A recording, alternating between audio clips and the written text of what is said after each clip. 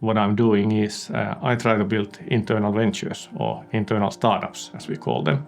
Companies that are building new value for Fortum. So nothing that we already do, but something like adjacent to Fortum's nowadays business or something completely new. I have a small team of innovation managers, as we call them. They become CEOs of those companies or founders, and then they drive it through our funnel where they live. I would say the biggest difference between the way of startup work and corporate work is in a customer closeness. With the startups, it's crucial to understand what the customer needs. In corporations, customer is quite distant. And there are, of course, also many obstacles to go to customers, talk to customers, and there's a lot of alignment and agreements needed in corporations so that we have an existing customer relationship, we don't want to ruin it, and this is something new, and there's lots of kind of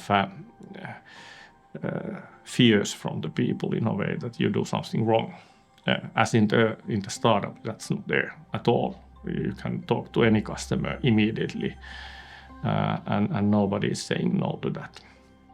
Corporates need to renew themselves, and they need to look the future also in a different way, I would say outside in. And our CEO, Markus Rauramo, is saying that innovation venturing is a telescope for the future, to making sure that we see what's going on, also kind of a bit hidden in the environment. So I think that is the future for many companies. This is what you need to have. You need to be working outside in. You need to be working in a transformative innovation area. And that's not possible if you work inside out. So there I think that all cooperation needs to evolve. I'm not saying that we are perfect. We have started the journey and we are doing it. But I think that there's a lot to do still, and many companies have even more to do.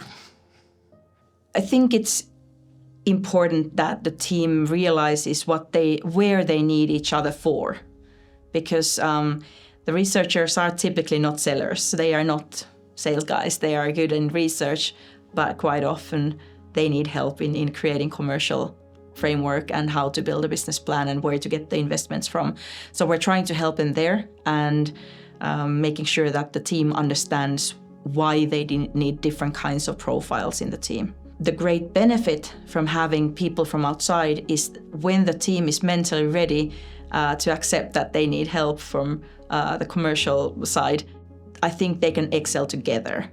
I would say most of our things that we're doing from Aalto is sustainability-driven innovations that, from my point of view, are there to save the world. In order to achieve that, we need to have the right business case also. It doesn't happen from the lab.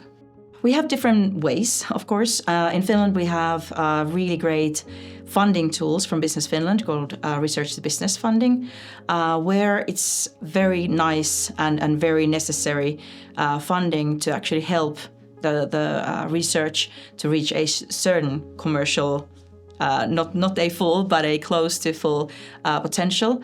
But it inherently creates few challenges, and it means when you bring an outside commercial expert to the team of researchers who've been together for 10 years, 15 years, and they have a joined way of working together, of solving problems, and then the outsider to the team, the commercial expert, is telling them things that they typically don't like to hear, that creates friction. So we're trying to, from Aalto's point of view, we have now created a new commercial or tech transfer model where we're trying to be very simple, very clear. So we're trying to help the teams to create a framework where they can clearly achieve something together if their goal is to create a startup. Secondly, we're trying to help also in trying to create a common goal to make sure that everybody understands what we're doing, why are we doing this, and what is the reward, so to say. So we're trying to set the scene for the team that what's the desired outcome.